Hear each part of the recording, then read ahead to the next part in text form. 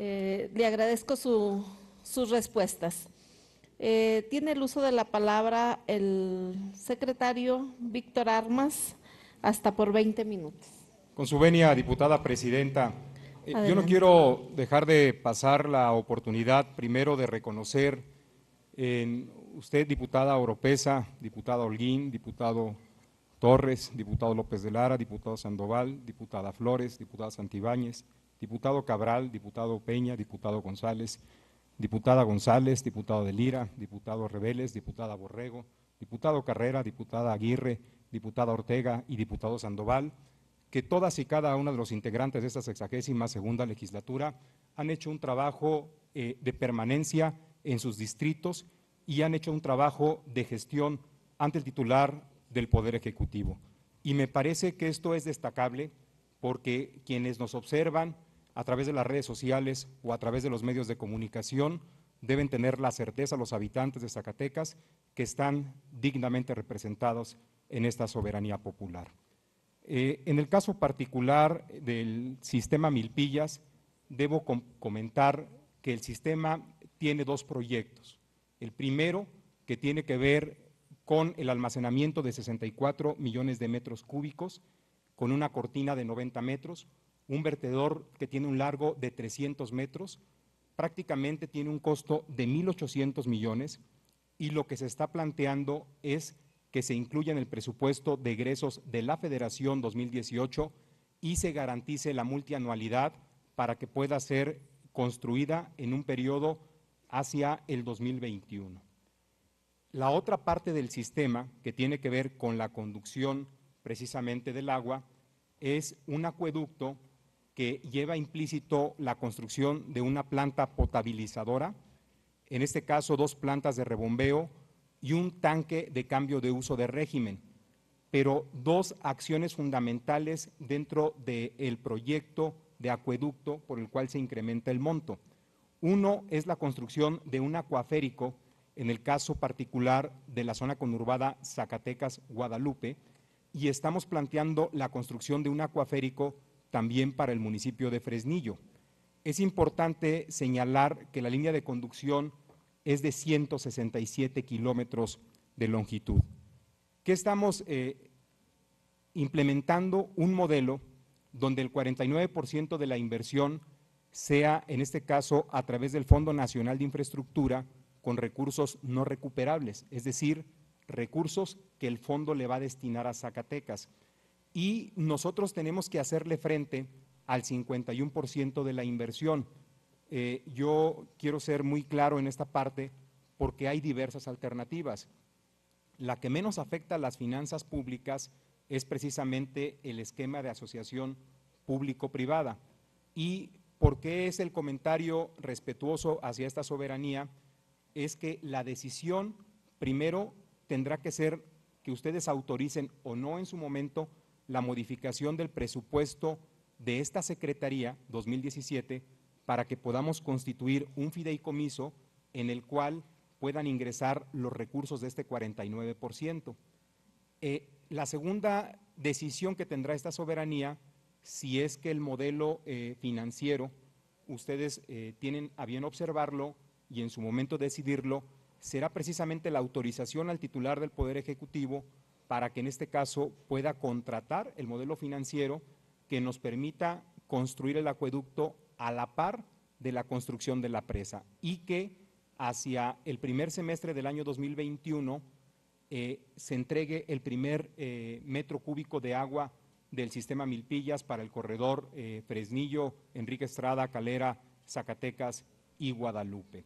Por eso es el planteamiento de que esta soberanía tendrá la decisión de, en este caso, poder o no autorizar el esquema de construcción o de financiamiento para la construcción del sistema.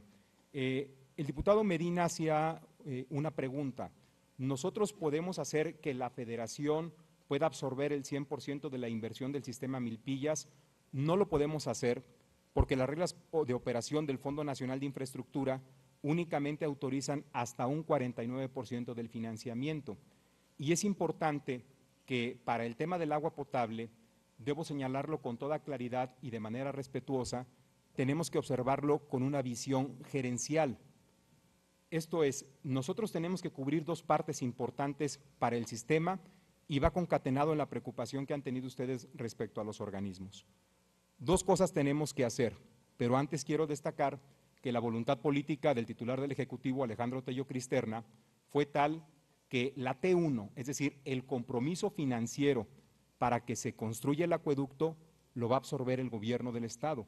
Y lo que se refiere la T2 y la T3, que es el mantenimiento y la operación del acueducto, que más o menos sería en un costo de 176 millones de pesos al año, la tendrían que absorber los organismos de agua potable. ¿De dónde saldrían estos 176 millones de pesos? Ustedes se preguntarán, y es precisamente cuando dejemos de utilizar la energía eléctrica o el pago de energía eléctrica de los pozos profundos. Recuerden que estamos en este momento perforando incluso a más de 300 metros, lo estamos haciendo en este momento en Guadalupe y en Fresnillo, y nuestra agua tiene una condición más pesada, con mayores sales, con mayores minerales. Nuestras bombas evidentemente tienen una sobrecarga y nosotros necesitamos primero adquirir, en este caso, equipos más eficientes, pero al momento en que nosotros prácticamente cerremos los pozos, ese pago de energía eléctrica es la que se va a destinar para pagar el mantenimiento y la operación del acueducto. Esto que les estoy comentando, señoras y señores diputados, ya fue revisado por el Consejo Consultivo Técnico de la Comisión Nacional del Agua y ya se lo aprobaron a Zacatecas. El modelo financiero está aprobado, es decir, es viable. ¿Qué tenemos que hacer? Precisamente ajustar, armonizar con los organismos de agua potable a cumplir con dos cosas, insisto, con la eficiencia comercial, es decir, tenemos que cobrar el agua y quiero ser muy claro, no estoy a favor del incremento de las tarifas, pero sí estoy a favor que se cobre el agua. Pongo el dato de Fresnillo para responder al diputado Omar Carrera. Fresnillo produce 14 millones de metros cúbicos anuales, es decir, extrae, el municipio paga 14 millones de metros cúbicos, pero solamente cobra 8. Es decir, el 40% del agua que el municipio gasta en extraer no la está cobrando. Ahí está la primera deficiencia económica que tiene el organismo. ¿Qué organismo de agua potable va a ser viable financieramente? Ninguno, cuando no tiene la capacidad de subsidio más que de 230,000 pesos mensuales que les da la presidencia municipal al organismo. No va a ser financieramente viable. Yo tengo muy claro que mi función no es debatir con ninguno de los alcaldes y mucho menos con ninguno de los integrantes de esta soberanía. Tengo una responsabilidad que el gobernador me confió y la cual me parece que hemos hecho con toda dignidad y hemos cumplido, porque he tenido la fortuna de llegar a una dependencia integrada por mujeres y por hombres honestos, capaces, trabajadores, a los cuales aprovecho para reconocer su presencia y agradecerles el acompañamiento en este año de trabajo. Pero la responsabilidad como autoridad ambiental y como autoridad hídrica es decir la verdad. La planta tratadora Oriente de Fresnillo está cerrada desde el 30 de mayo y tenemos diversas repercusiones. Hemos hecho visitas de campo por parte de la Procuraduría Ambiental y también por la parte de la Comisión Nacional del Agua. Lo que sigue es que si esa planta no funciona, va a ser sujeta a una sanción. ¿Hasta cuánto? Es muy sencillo el cálculo. Esa planta está diseñada para un gasto de 300 litros por segundo. ¿Con cuánto puede ser sancionada? Les diré el techo presupuestal, 300 millones de pesos. Tenemos un problema serio. Y quizá, insisto, las calificaciones, los juicios de valor personal, que yo respeto para quien los emita, porque a eso estamos sujetos los servidores públicos, deben quedar de lado, porque lo que hoy necesita Fresnillo, y aquí reconozco la voluntad política de las y los legisladores fresnillenses y en general de la 62ª legislatura del Estado, sí es una gran atención, pero no es con una inversión solamente de 72 millones de pesos. ¿Qué tenemos que hacer? Una inversión en micromedidores. Hay que ir a cobrar el agua y hay que tener un fortalecimiento político, como yo lo dije en mis declaraciones, que no fueron correctamente interpretadas, porque el fortalecimiento al organismo de agua potable implica que cuando haya una diferencia de carácter política o de carácter social, no politicemos el tema del agua potable, porque hubo una protesta del sindicato de mineros y la salida fácil fue no cobrar el saneamiento.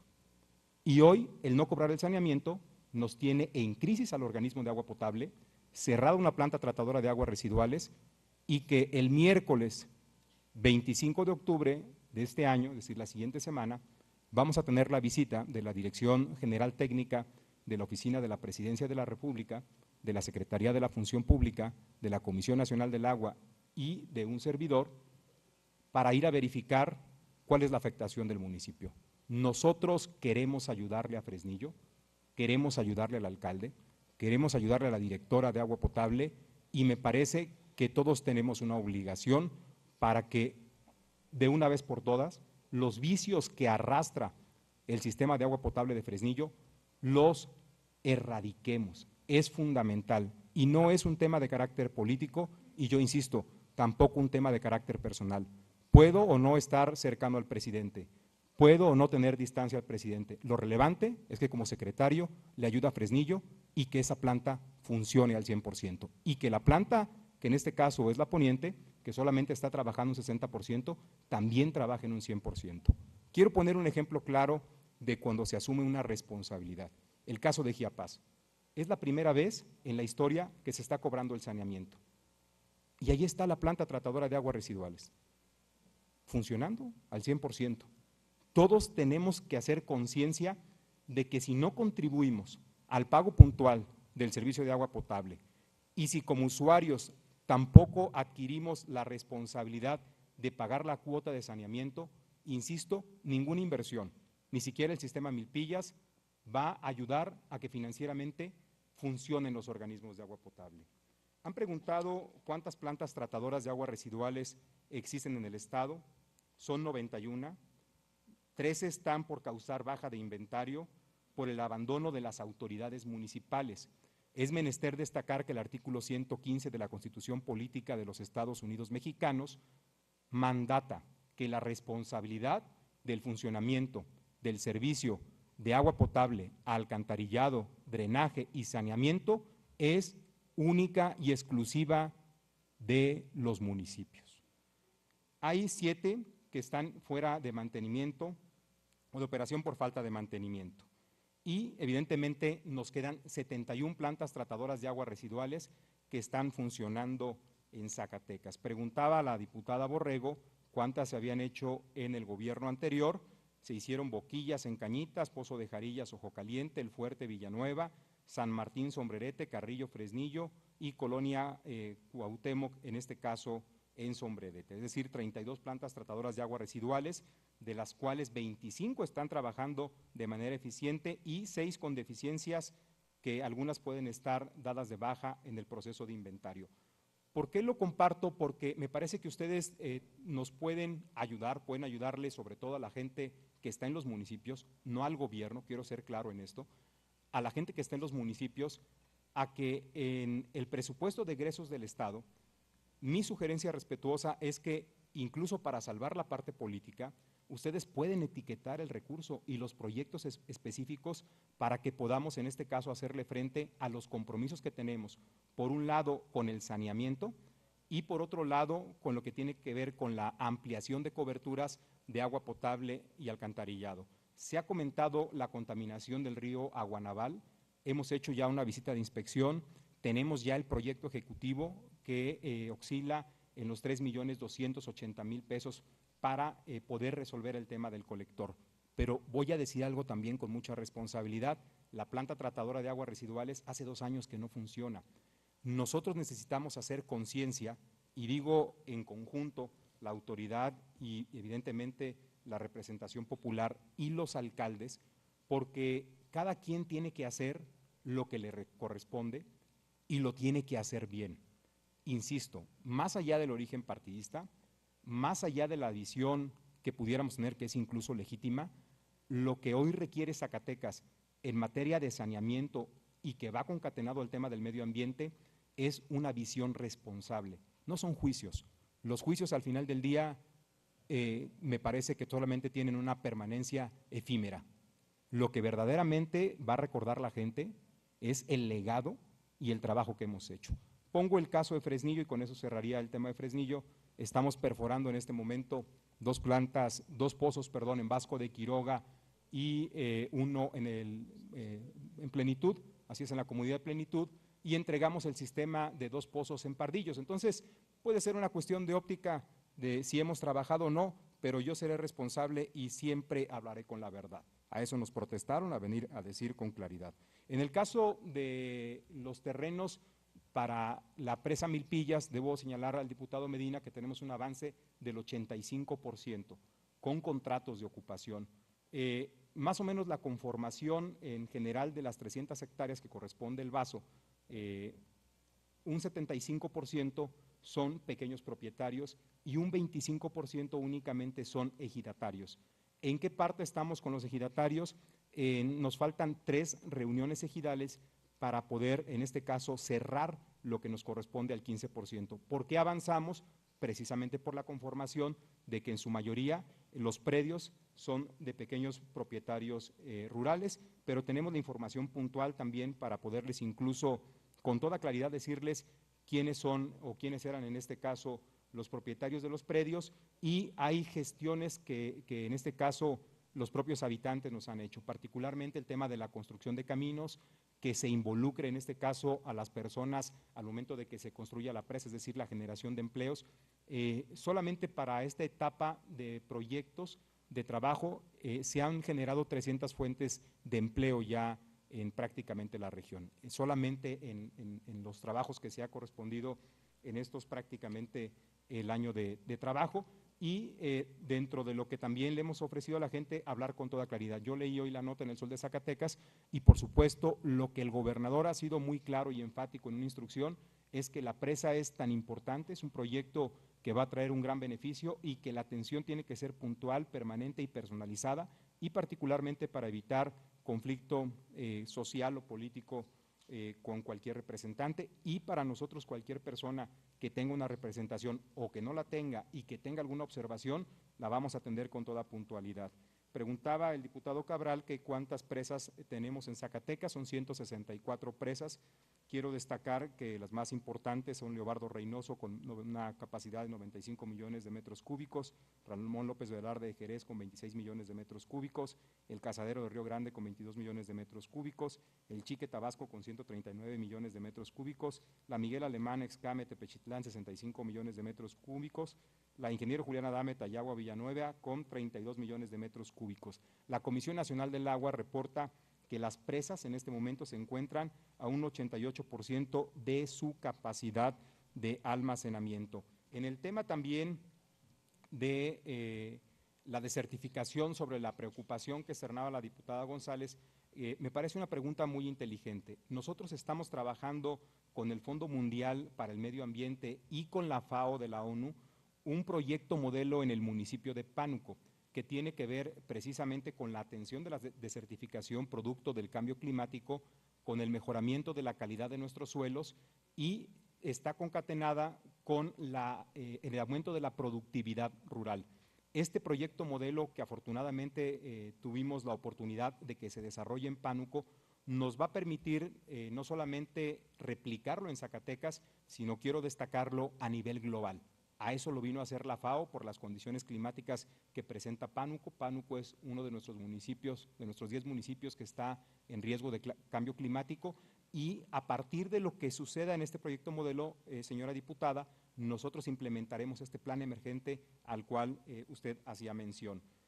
Me han preguntado el tema del impuesto ecológico. El impuesto ecológico al momento ha recaudado 20.790.676 pesos, de los cuales el depósito de almacenamiento de residuos ha recaudado 15.439.583 pesos. En el caso de la vertiente de emisión de contaminantes al suelo y el subsuelo han sido 2.629.103 pesos. En el caso de emisión de gases a la atmósfera, 1.515.154 pesos. Y en el caso de remediación ambiental en la extracción de material, 1.206.836 pesos. ¿Quiénes han contribuido a los impuestos ecológicos?